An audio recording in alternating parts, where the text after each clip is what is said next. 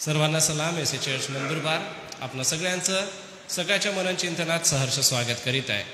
प्रियजन हो, आजच्या या दिवसाची सुरुवात एक सुंदरसा अभंग गाऊन आपण करणार आहोत. सगळ्यांच्या परिचयाचा अभंग आहे हेची दान देगा देवा, नित्य घडो तुझी सेवा. विजय संगीत, गीत क्रमांक 160.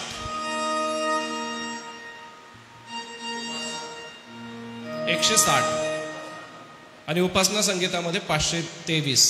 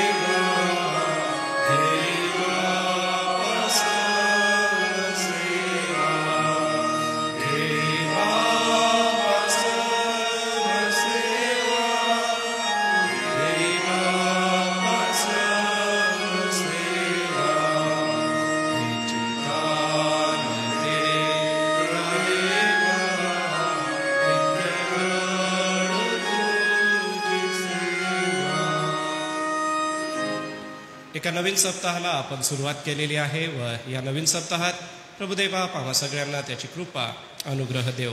मी रेव्हरंड विश्वास पाडवी साहेब आपणाला विनंती करणार आहे, कृपा करून आजच्या दिवसासाठी प्रभूचं विशेष सहाय्य मागून येणाऱ्या वचनासाठी कृपा मागावी. धन्यवादित थोर आणि जिवंत देव बापा, आम्ही पुन्हा एकदा या नवीन दिवशी नवीन सकाळी प्रभू तुझ्या चरणाजवळ येतो. आमचं अंतःकरण आणि जगातल्या गोष्टी प्रभुदेव बापा आम्ही ह्या बाजूला ठेवून तुझं उपकार स्मरण करण्यासाठी तू आमच्या जीवनात जी काही महत्कृत्य केली आहेत, जो आमचा तो सहाय्यकर्ता झालेला आहे, गेला सप्ताहभर प्रभू तू आमचा प्रतिपाळ केलास आणि प्रभुदेवाप्पा तू आम्हाला घेऊन चाललास. सुखात दुःखात कठीण परिस्थितीमध्ये अडखळणाच्या आणि निरनिळ्या प्रकारच्या अडचणीच्या मार्गातून तू आम्हाला काढलेला आहेस. आमचा विश्वास आहे देवबाप्पा, मंडळी ही तुझी आहे आणि प्रभुदेवबाप्पा त्या मंडळीचं संगोपन करणं, तिचा प्रतिपाळ करणं, तिचं रक्षण करणं प्रभू हे तुला चांगलं येतं. आणि म्हणून प्रभुदेवबाप्पा मंडळीवर तू प्रेम केलेलं आहेस, मंडळीसाठी तू आपला प्राण दिलेला आहेस, मंडळीला तू आपल्या रक्ताने खंडून घेतलेला आहेस. आणि या सर्व गोष्टी प्रभुदेवबाप्पा मंडळीच्या प्रीतिस्तव केलेल्या असताना प्रभू या सर्व गोष्टींचं स्मरण आम्ही प्रतिदिवशी करावं, तुझं उपकार स्मरण करावं, तुझ्या नावाचा धन्यवाद करावा. यासाठी प्रभू उपकार स्तुतीच्या आत्म्याने तू आम्हाला सदोदित भर अशी आम्ही तुला प्रार्थना करतो. आजच्या या दिवसाची सुरुवात करत असताना प्रभू आम्हाला तुझी कृपा हवी आहे आणि प्रभुदेवबाप्पा तुझी सेवा नित्य घडण्यासाठी प्रभुदेवबाप्पा आम्हाला तुझ्यापासून येणारं मार्गदर्शन आणि सामर्थ्य हवं आहे. प्रभुदेवबाप्पा ते तू आम्हाला तुझ्या वचनातून देतोस, तुझ्या भक्तांच्या संगतीतून देतोस, म्हणून आम्ही तुझे आभार मानतो आणि तुझी स्तुती करतो. प्रभू यावेळेला पुन्हा एकदा आमचं लक्ष आम्ही तुझ्याकडे लावतो आणि प्रभू या लहानशा भक्ती आराधनेमध्ये तुझं वचन ऐकण्यासाठी प्रभुदेवबाप्पा आमचे कान तू आतुर कर, आमचं हृदय प्रभू तू अधीर कर, यासाठी की देवबाप्पा प्रभुदेव बाप जे काही ते बोलेल ते आम्ही ऐकून घेऊ, कारण तो जे काही बोलेल ते आमच्या हिताचं आणि आमच्या कल्याणाचं असेल असा आमचा विश्वास आहे. म्हणून प्रभू तुझे दास रेव्हरंट अनुप वळवी तुझ्या वचनातून बोलत असताना त्यांना तुझा स्पर्श कर, त्यांच्यावर तुझी कृपा असू दे आणि त्यांच्यापासून येणारं वचन आम्हा सर्वांसाठी पुन्हा एकदा नवीन सामर्थ्य देणारं असावं अशी तू कृपा कर, अशी आम्ही तुला प्रार्थना आणि विनंती करतो. येशूच्या नावाने ही प्रार्थना केली म्हणून तू ऐक. आमेन. धन्यवाद पाळक साहेब. आज आपण गजरेकराच्या भूतग्रस्ताच्या जीवनावरती मनन करणार आहोत. त्यासाठी मार्काचं शुभवर्तमान ह्याचा 5वा अध्याय आपण काढूया. मार्ककृत शुभवर्तमान अध्याय 5 कृपा करून आपण काढू आणि ह्या ठिकाणी असलेल्या भूतग्रस्ताच्या जीवनाबद्दल अनेक वेळेला आपण मनन चिंतन केलेलं आहे. आज देखील त्यावर मनन करू. गर्सेकराचा जो भूतग्रस्त आहे त्याला येशू बरे करतो. मग ते समुद्राच्या पलीकडे गर्सेकराच्या प्रदेशात आले आणि तो मचव्यातून उतरताच अशुद्ध आत्मा लागलेला एक माणूस कबरातून निघून त्याला भेटला. तो कबरात राहत असे व त्याला साखळदंडाने बांधून ठेवणे आता कोणाला शक्य नव्हते, कारण त्याला पुष्कळ वेळा बेड्यांनी व साखळदंडाने बांधले असताही त्याने साखळदंड तोडून टाकले होते व बेड्यांचे तुकडे तुकडे केले होते आणि त्याला वटणीवर आणण्याचे सामर्थ्य कोणालाही नव्हते. तो नेहमी रात्रंदिवस कबरांमध्ये व डोंगरांमध्ये राहून ओरडत असे व दगडांनी आपले अंग ठेचून घेत असे. येशूला दुरून पाहताच तो धावत आला व त्याच्या पाया पडला आणि मोठ्याने ओरडून म्हणाला, हे येशू, परात्पर देवाच्या पुत्रा, तू मध्ये का पडतोस? मी तुला देवाची शपथ घालतो, मला छळू नकोस. कारण तो त्याला म्हणत होता, अरे अशुद्ध आत्म्या, या माणसातून निघ. त्याने त्याला विचारले, तुझे नाव काय? त्याने उत्तर दिले, माझे नाव सैन्य, कारण आम्ही पुष्कळ आहोत आणि आम्हास या देशातून घालवू नकोस, अशी तो त्याला आग्रहाने विनंती करत होता. तेथे डोंगराच्या कडेला डुकरांचा एक मोठा कळप चरत होता. तेव्हा भूतांनी त्याला विनंती केली की आम्ही त्या डुकरात शिरावे म्हणून त्यांच्याकडे आम्हाला पाठवून दे. मग त्याने त्यांना परवानगी दिली. तेव्हा ते अशुद्ध आत्मे निघून डुकरात शिरले आणि तो सुमारे 2000 डुकरांचा कळप तडक धावत जाऊन कड्यावरून समुद्रात पडला व पाण्यात गुदमरून मेला. डुकरे राखणारे पळाले व त्यांनी गावात व शेतामेळात हे वर्तमान सांगितले. तेव्हा काय झाले हे पाहण्यास लोक आले. ते येशूजवळ आल्यावर तो भूतग्रस्त, म्हणजे ज्यात सैन्य होते, तो बसलेला, वस्त्र पांघरलेला आणि शुद्धीवर आलेला त्यांच्या दृष्टीस पडला आणि त्यांना भीती वाटली. त्यांनी ते पाहिले होते त्यांनी भूतग्रस्ताला काय झाले ते व डुकरांची हकीकत त्यांना सांगितली. तेव्हा आपण आमच्या प्रांतातून निघून जावे असे ते त्याला विनवू लागले. मग तो मचळ्यावर जात असता पूर्वी भूतग्रस्त असलेला माणूस त्याला विनंती करू लागला की मला आपल्याजवळ राहू द्या. परंतु त्याने त्याला येऊ दिले नाही. तर त्याला म्हटले, तू आपल्या घरी स्वकीयांकडे जा. प्रभूने तुझ्यासाठी केवढी मोठी कामे केली व तुझ्यावर कशी दया केली हे त्यांना सांग. तेव्हा तो निघाला आणि येशूने जी मोठी कामे त्याच्यासाठी केली होती ती दकापलीस प्रांतात जाहीर करू लागला. तेव्हा सर्वांना आश्चर्य वाटले. देवबाप ही वचने आशीर्वादित करो. प्रियजनो, प्रसिद्ध चमत्कार प्रभू येशू ख्रिस्ताकडून घडलेला आहे. हा चमत्कार केवळ चमत्कार घडलेला नाही, तर त्या माणसाची परिस्थिती तुम्ही पहा. अकराळ विक्राळ आहे, डोंगरांमध्ये राहणारा आहे, आरडाओरडा करणारा आहे. वचन 3 काय म्हणतं? तो कबरांमध्ये राहत असे. कबरा ज्या ठिकाणी असतात, आता ज्या संदर्भामध्ये हे लिहिलं गेलेलं आहे तो संदर्भ जर बघितला तर त्या काळी कोरलेल्या कबरांमध्ये प्रेत वस्त्रानुसार प्रेत ठेवलं जात असे. जसं एशियन इजिप्तची जर आपण अभ्यासाची पद्धत बघितली तर आपल्याला समजून येईल की कबरांचं महत्त्व तिथे काय होतं. बरं, हा राहण्याचं ज्याचं ते ठिकाण आहे तो कबरांमध्ये राहत होता. त्याला आता साखळदंडाने बांधून ठेवत होते, पण तेही शक्य नव्हतं. कारण त्याच्यामध्ये सैन्य नावाचं म्हणजे सैतानाचं हस्तक ज्याला म्हणूया किंवा इतकं त्याच्यामध्ये अशुद्ध आत्मे होते की साखळदंडाने बांधलं तरी तो कधी वटणीवर येत नव्हता. डोंगरांमध्ये राहत होता, आपलं अंग ठेचून घेत होता. असं व्यक्ती बघितल्यानंतर भीती वाटेल नाही का? त्या वाटेने जाणं कोणालाच शक्य नव्हतं. इतकी कठीण त्याची परिस्थिती होती. परंतु ज्या वेळेला येशू त्या वाटेने जातो त्यावेळेला हा स्वतः धावत येतो आणि विनंती करतो की आम्हाला काढू नको. येशूने त्याला परवानगी दिली त्या भूतांना किंवा त्यामध्ये असलेल्या अशुद्ध शक्तीला, आणि ते कळपामध्ये शिरले. कळप पाण्यामध्ये बुडून मेला आणि मेल्यानंतर राखणाऱ्यांनी गावच्या लोकांना सांगितलं, बरं आता हा व्यक्ती बरा झालेला आहे, शुद्धीवर आलेला आहे, चांगले वस्त्र घातलेलं आहे, येशूच्या पायाजवळ बसलेला आहे. त्यांना ज्या वाटेने जाणं शक्य नव्हतं, ज्या माणसाचा आरडाओरडा करण्याचा आवाज त्या लोकांना येत होता, ज्या माणसाला इतके वर्ष त्यांनी साखळदंडाने बांधण्याचा प्रयत्न केला परंतु तो तोडून सुटून जात होता, असा मनुष्य बरं झाल्यानंतर ह्या लोकांना चांगलं वाटायला हवं होतं किंवा या लोकांना बरं वाटायला हवं होतं की अरे बापरे, बरं झालं, हा आता भूतग्रस्त राहिला नाही, आता आम्हाला आरडाओरडण्याचा आवाज येणार नाही, आता हा स्वतःचं अंग ठेचून घेणार नाही, आता हा कबरांमध्ये राहणार नाही. हे त्यांना आवडलं नाही. ते म्हणाले की येशू तू आमच्यामधून निघ किंवा निघून जा. वचन 17 बघा, आपण आमच्या प्रांतातून निघून जावे असे ते त्याला विनवू लागले. काय कारण असेल बरं?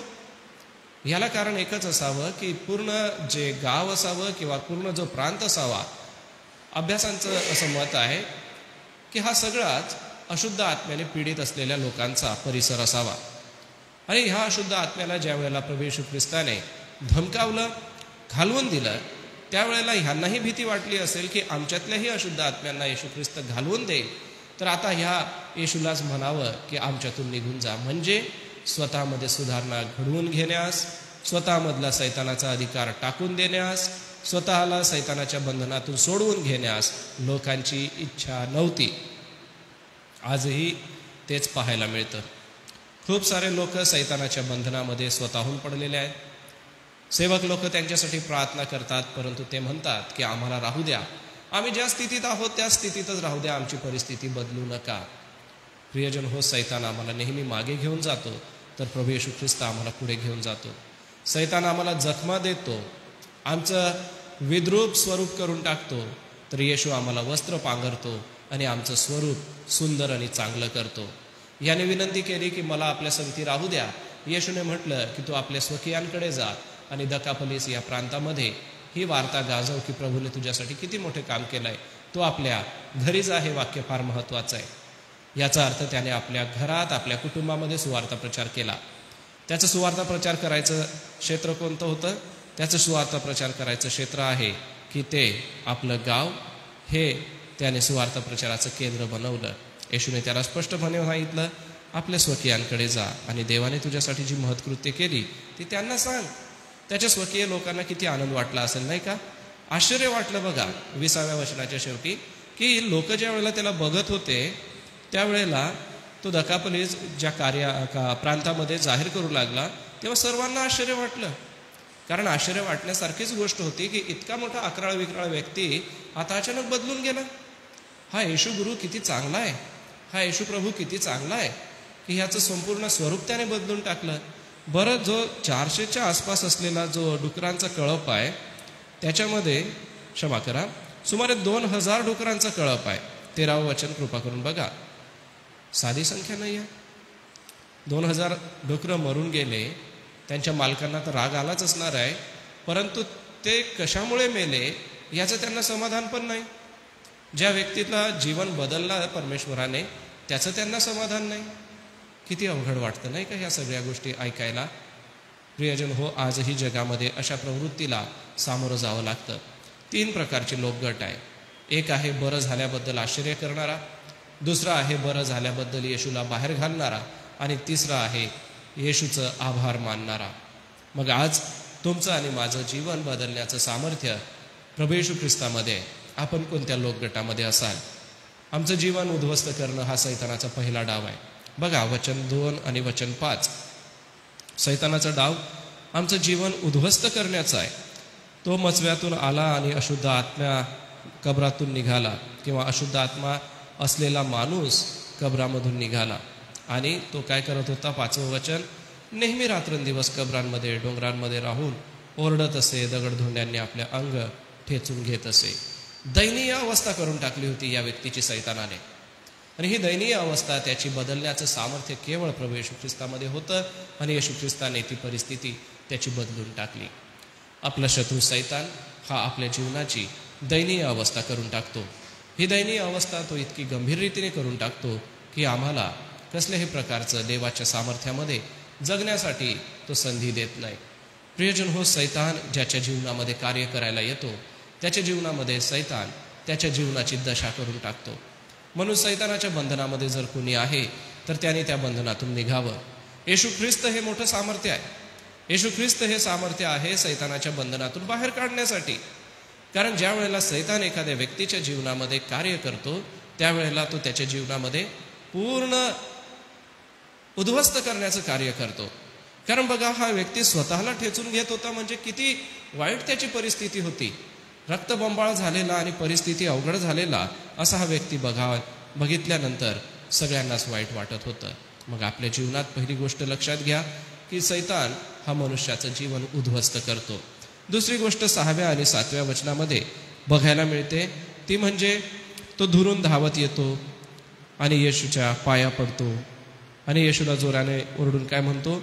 हे परात्पर देवाच्या पुत्रा, तू मध्ये का पडतोस? आता ह्या भूतांनी येशूला काय हाक मारलेली आहे? परात्पर देवाच्या पुत्रा. याचा अर्थ त्यांना माहिती होतं की येशू ख्रिस्त तारणार आहे, येशू ख्रिस्त स्वर्गीय पित्याचा पुत्र आहे. परंतु जे शुद्धीवर असलेले लोक होते त्यांना अजून समजलं नव्हतं की येशू ख्रिस्त तारणार आहे, जिवंत देवाचा पुत्र आहे. शास्त्री आणि परुषी आणि लोकसमुदायातला गट येशूला एक चांगला संदेष्टा मानत होते. येशूला परात्पर देवाचा पुत्र मानत नव्हते. आजही लोकांना प्रभू येशू ख्रिस्त चांगली स्टोरी सांगणारा, जगाला प्रीतीचं उदाहरण देणारा, जगाच्या शांतीसाठी स्वतःचा प्राण देणारा, हीच प्रभू येशू ख्रिस्ताची ओळख आहे. तो परात्पर देवाचा पुत्र आहे ही ओळख तुम्ही आणि मी कधी देणार? आम्हाला आज लोकांना हीच ओळख द्यायची आहे की आमचा प्रभू येशू ख्रिस्त दुसरा तिसरा कोणी नाही, परात्पर देवाचा पुत्र आहे. परमेश्वराने आपलं स्वरूप ख्रिस्ताच्या द्वारे धारण केलं आणि तो आमच्या भेटीला आला, हे आम्हाला सांगायचं आहे. आणि हे कोणी सांगून दाखवलं? भूतांनी सांगून दाखवलं. मग आज तुम्हाला आणि मला मांस हाड असलेले आम्ही, आमच्या जीवात जीव असलेले आम्ही काय, आम्ही आमची ओळख प्रभू येशू ख्रिस्ताच्या बोलण्यातून दाखवतो. प्रभू येशू ख्रिस्ताच्या व्यवहारातून आम्हाला ती सगळी ओळख मिळालेली आहे. मग आज आपण जगाला ही ओळख देतो का? आमचा येशू परात्पर देवाचा पुत्र आहे, दिलीच पाहिजे. पुढे 8 ते 13 वचनं जर बघितले तर येशूचं महान सामर्थ्य आम्हाला दिसतं. 8व्या वचनापासून पुढे जर तुम्ही गेलात तर अशुद्ध आत्मा त्या माणसातून निघालेला आहे. आणि मग येशू त्यांना विचारतो, तुमचं नाव काय? ते म्हणतात की आम्ही सैन्य आहोत, आम्ही पुष्कळ आहोत, आणि मग आम्हाला या देशातून घालवू नको असे ते विनंती करतात. डुकरांच्या कळपात जाण्यासाठी सांगतात. येशू त्यांना परवानगी देतो आणि मग ते डुकरं 2000च्या आसपास सुमारे समुद्रात पडतात आणि पाण्यात गुदमरून मरतात. यावरून आमच्या येशूचं सामर्थ्य दिसून येतं. ते परवानगी मागतायत की येशू आम्हाला तू परवानगी दे त्यांच्यामध्ये जाण्यासाठी. याचा अर्थ प्रभू येशू ख्रिस्ताच्या परवानगीशिवाय हे काहीही करू शकत नाही. मग सामर्थ्य कोणाचं मोठं आहे? भूतांचं सामर्थ्य मोठं आहे की येशू ख्रिस्ताचं सामर्थ्य मोठं आहे? साहजिकच आहे येशू ख्रिस्ताचं सामर्थ्य मोठं आहे. कारण येशूने जेव्हा त्यांना सांगितलं की याच्यातून निघा, तर ते लगेचच निघाले असते. पण त्यांनी काय विनंती केली की येशू कृपा करून तू आम्हाला त्याच्यामध्ये जाऊ दे, आम्हाला परवानगी दे, आम्हाला तिथे जाण्याची किंवा या डुकरांमध्ये असण्याची परवानगी त्यांनी मागितली. आणि परवानगी मिळाल्यामुळे ते गेले. ह्याचा अर्थ परवानगी देण्याचा अधिकार कोणाच्या हातात आहे? तर तो येशू ख्रिस्ताच्या हातात आहे. प्रियजन हो, ही गंभीर बाब तुम्ही आणि मी आपल्या लक्षामध्ये घ्या की आमचा प्रभू येशू ख्रिस्त इतका सामर्थ्याने भरलेला आहे की अशुद्ध शक्ती देखील त्याच्याकडे विनंती करते. आणि प्रभू येशू ख्रिस्ताचं सामर्थ्य त्यांच्यावरती आहे. त्याने शब्द मात्र बोललेला आहे आणि तो अशुद्ध आत्मा सैन्य निघालंय, एकटा नव्हे. सैन्य म्हणजे मोठी तुकडी असावी. एवढे सगळे घाबरले केवळ प्रभू येशू ख्रिस्ताला. मग आमच्या येशू ख्रिस्ताचं सामर्थ्य हे काय थोडं सामर्थ्य नाही आहे, खूप मोठं सामर्थ्य आहे. पुढे 15व्या वचनात बघा, तो काय करलेला आहे? भूतग्रस्त ज्याच्यामध्ये सैन्य होते त्याने वस्त्र पांघरलेले आहे. तो शुद्धीवर आलेला आहे आणि येशूच्या चरणाजवळ बसलेला आहे असं आम्हाला दिसून येतं. किती सुंदर चित्र. ज्याचं जीवन बदललंय तो कोणाच्या चरणी बसला पाहिजे? येशूच्या. ज्याचं जीवन बदललंय तो कसा असला पाहिजे? शुद्ध असला पाहिजे. ज्याचं जीवन बदललं आहे त्याने काय केलं पाहिजे? तर त्याने शुद्धीवर येऊन आमच्या प्रभूच्या जवळ बसून वस्त्र पांघरले पाहिजे. असं अभ्यासक म्हणतात की वस्त्र म्हणजे तारणाची वस्त्र. येशूने त्याला तारणाची वस्त्र दिली आणि त्याला स्वच्छ सुंदर करून देवाचं गौरव करण्यासाठी आपल्या गावी पाठवलं, आपल्या लोकांकडे पाठवलं. तो शुद्धीवर आलेला आहे. याचा अर्थ तो शुद्धीवर नव्हता. ज्याला भूतबाधा झालेली आहे तो शुद्धीवर नसतो, त्याची शुद्ध हरपलेली असते. मग प्रियजन हो, अशा भूतबाधितांसाठी प्रार्थना करण्यासाठी येशूने म्हटलंय की तुम्ही उपवास व प्रार्थना करा, कारण उपवास प्रार्थना केल्याशिवाय अशा जातीचं भूत निघत नाही. तो व्यक्ती शुद्धीवर आला. आज कोणी आम्हाला असं दिसतं समाजामध्ये की ते अशुद्ध कृती करतायत किंवा अशुद्ध जीवन जगतायत, तर असं समजूया की भूताच्या संपर्कात ते आहेत किंवा सैतानाच्या प्रभावाखाली ते आहेत. अशांना बाहेर काढण्याचं सामर्थ्य आमच्या प्रभू येशू ख्रिस्तामध्ये आहे. कारण तो कळप थरथर कापत येशूकडे आला. म्हणतो परात्पर देवाच्या पुत्रा. त्यांनी येशूला ओळखलं. मग आज सैतानाला आणि सैतानाच्या आवियांना आपण भिवू नका. सैतानाच्या कुयुक्त्यांना, त्याच्या सामर्थ्याला घाबरू नका. त्याच्यापेक्षा मोठं सामर्थ्य आमच्या प्रभू येशू ख्रिस्ताचं आहे. म्हणून कसल्याही प्रकारच्या अशुद्ध गोष्टीला घाबरू नका. कारण एक भूत नव्हे, सैन्य असलेलं भूत येशूने शब्द मात्र बोलून घालवून टाकलं आणि येशूला त्याच्याबद्दल कसल्याही प्रकारचा मान त्या लोकांनी दिला नाही. त्याला उलटं म्हटलं की आमच्या गावातून निघून जा. एवढं मोठं कृत्य करून पण आभाराची अपेक्षा येशू ख्रिस्ताने केली नाही. तुम्ही आणि मी ज्या वेळेला असं एखादं मोठं कार्य करतो त्यावेळेला कसल्याही प्रकारची अपेक्षा न करता येशू ख्रिस्ताची चित्तवृत्ती धारण करून त्यानुसार आपण आपलं जीवन जगावं. प्रभू देवबाप आजच्या सकाळी तुम्हाला आणि मला त्याच्या या पवित्र वचनाच्या द्वारे धीर देव, सामर्थ्य देव आणि सैतानाच्या बंधनावरती विजय देव. सगळ्यांच्या वतीने मी प्रार्थना करण्यासाठी रेव्हरंड एल पी वळवी पाळक साहेब तुम्हाला विनंती करणार आहे. ज्या प्रियजनांचे वाढदिवस आहे त्यांची यादी मी या ठिकाणी ठेवलेली आहे. आज खूप साऱ्या प्रियजनांचा वाढदिवस आहे. त्यापैकी आज दिनेश विलास वळवी, सौ जयमाला निलेश मार्गे, सौ अल्विना Kanhaiya Mane, Pratik Milind Soneri, Anush Atmaram Valvi, Mahima Suresh Valvi, Samantha Pramod Pathare, pastor Prabhakar Valvi, pastor Sushant Damare, Bipin Galra आणि जोनाथन अभिजित लोखंडे ह्या आजच्या दिवशी असलेल्या सर्व वाढदिवसांना प्रभूच्या हाती आम्ही समर्पित करूया की प्रभू देवबाप एक नवं वर्ष या प्रियजनांच्या जीवनामध्ये जोडो. यासोबतच आजारी प्रियजनांची आपण नित्य आठवण करीत आहोत. आज देखील आठवण करूया. येत्या सप्ताहामध्ये VBS आहे, तरुण संमेलन आहे. येणाऱ्या वक्तेगणांसाठी आपण प्रभूकडे कृपा मागूया. पाळक साहेब यावेळेला पुढे येतील आणि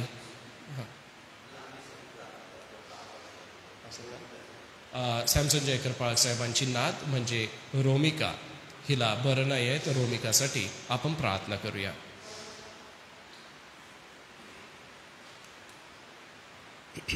प्रार्थना करू आपण.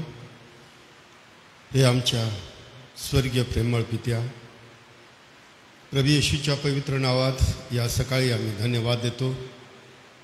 पुन्हा एकदा तू आपली कृपा आणि दया तू आमच्यावर प्रगट केली की तुझी जीवनाची वचने जी प्रभू आमच्यासमोर तू ठेवली तुझ्या दासा करवी, त्याबद्दल मी मनापासून धन्यवाद देतो. प्रभू येशू तू काल आज आणि युगानुग सारखाच आहे. सैतानाची कामे नष्ट करण्यासाठी, मनुष्याला मुक्त करण्यासाठी आणि अनंत जीवन देण्यासाठी तू जगामध्ये आला. आणि आज गद्रेकराच्या भूतग्रस्ताच्या जीवनामधून प्रभू तू बोलला आहे की तुझं सर्व प्रकारचं सामर्थ्य जे स्वर्ग आणि पृथ्वीमध्ये ज्या येशूमध्ये सामर्थ्य आहे ते कोणामध्ये नाही. आणि म्हणून प्रभू आज आम्ही तुझ्या वचनाबद्दल जे विचार तुझ्या दासामार्फत तू समोर ठेवले त्याबद्दल आम्ही धन्यवाद देतो की येशू तू आज देखील मुक्त करणारा आमचा देव आहे, जिवंत करणारा सर्वशक्तिमान परमेश्वर आहे. आणि मनुष्याचं जीवन कितीही अंधकाराने सैतानाने बांधलेलं जरी असलं तरी प्रभू येशू तू मुक्त करायला समर्थ आहे. म्हणून मी धन्यवाद देतो. मनुष्याच्या जीवनाला नवीन बदलाव, नवीन परिवर्तन आणणारा, मुक्त करणारा तू आमचा देव आहे म्हणून स्तुती करतो. प्रभू आज मी प्रार्थना करतो ज्यांचे वाढदिवस आहे त्यांच्यासाठी प्रभू मी प्रार्थना करतो की प्रभू जे आज बंधू त्यांचे वाढदिवस आहे, दिनेश विलास वळवी, जय मला निलेश मार्गे, प्रतीक मिलिंग सोनेरी, महिमा सुरेश वळवी, समथा प्रमोद ठाकरे, प्रभाकर वळवी, सुशांत डमरे, बिपिन गलरहा, जोनाथान, अभिजित लोखंडे, ही सर्व प्रभू ही नावे ज्यांचे वाढदिवस आहे. येणाऱ्या वर्षात तुझी कृपा त्यांना मिळावी. येणाऱ्या वर्षात त्यांना तू चालवावं, मार्गदर्शन करावं, विपत्ती संकटे अरिष्ट यापासून रक्षण करावं आणि येणाऱ्या वर्षामध्ये त्यांच्या जीवनामधून तुझं गौरव व्हावं हीच माझी प्रार्थना आहे. स्वर्ग आणि पृथ्वीच्या प्रेमळ प्रभू, मी या सर्वांना तुझ्या पवित्र हातामध्ये सोपतो. इतकंच नाही प्रभू येशू, मी प्रार्थना करतो जे येणाऱ्या सप्ताहामध्ये, येणाऱ्या दिवसामध्ये तरुणांचं संडे स्कूलचं जे कार्यक्रम जे आयोजित केलेलं आहे, येणारे सर्व संडे स्कूल वर्ग, तरुण संघ आणि येणारे तुझे भक्तजन, या सर्वांसाठी माझी प्रार्थना आहे. या सर्व कार्यक्रमाच्याद्वारे प्रभू आमची एकच प्रार्थना आहे, तुझ्या मंडळीतील प्रत्येक तरुण संघ आणि संडे स्कूलमध्ये प्रभू येशू तुझं सत्य हे प्रभावी रीतीने पेरलं जावं आणि अनेकांच्या बालपणापासून तर तरुणपणापर्यंत प्रभू त्यांनी तू आमचा एकच सत्य जिवंत देव आहे याची ओळख व्हावी हीच आमची तळमळ आहे. आणि म्हणून या सर्व योजना मंडळीच्याद्वारे कौन्सिलच्या मार्फत होत असताना देव बापा तू महान काम तू कर अशी मी विनंती करतो. तुझ्या दासांना त्यांचा प्रवास सुखाचा होऊ दे आणि त्यांच्याद्वारे होणारी सेवा आशीर्वादित कर. इतकंच नाही प्रभू, ज्या शमशन पाळक साहेबांच्या नातूला बरं नाही तिला देखील तू स्पर्श कर, तिला आरोग्य दे अशी मी प्रार्थना विनंती करतो. आणि जे प्रभू आमच्या या मंडळामध्ये वयोवृद्ध लोक आहे, आजारी आहे, तुझे दास पण आहे, त्या सर्वांना तू आरोग्य दे अशी विनंती करतो. पुन्हा एकदा प्रभू आज ही सुंदर सहभागिता, तुझ्या वचनाची सहभागिता ज्यांनी ऑनलाईनमध्ये ऐकली त्या सर्वांना, आम्हा सर्व दासांना तू आशीर्वाद दे. ही विनंती प्रभू येशूच्या नावात मागतो म्हणून तू ऐक. आपण प्रभूने शिकवलेली प्रार्थना म्हणू आणि पठारे पाळाचे कृपा करून पुढे येऊन आशीर्वाद देतील. हे आमच्या स्वर्गातील पित्या, तुझे नाव पवित्र मानिले जाव, तुझे राज्य येऊ, जसे स्वर्गात तसेच पृथ्वीवरही तुझ्या इच्छेप्रमाणे हो. आमची रोजची भाकर आज तू आम्हास दे, आणि जसे आम्ही आमची विनय सोडून सोडतो तशीच तू आमची विनय आम्हास हो. आणि आम्हास परीक्षेत आणू नकोस, तर आम्हा सर्व वाटापासून सोडू, कारण की राज्य, सामर्थ्य आणि गौरव हे सर्व काळ तुझेच.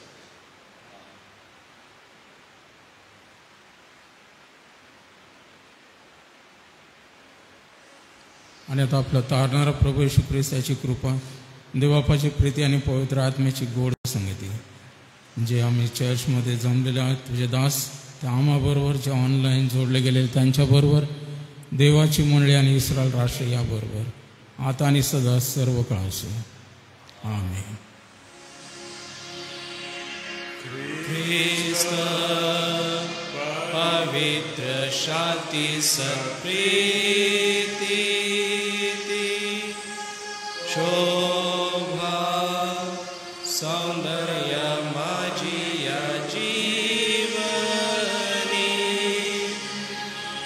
येशू पवित्र तू शुद्ध मज करी तुझे सौंदर्य दिसू या जीवनी.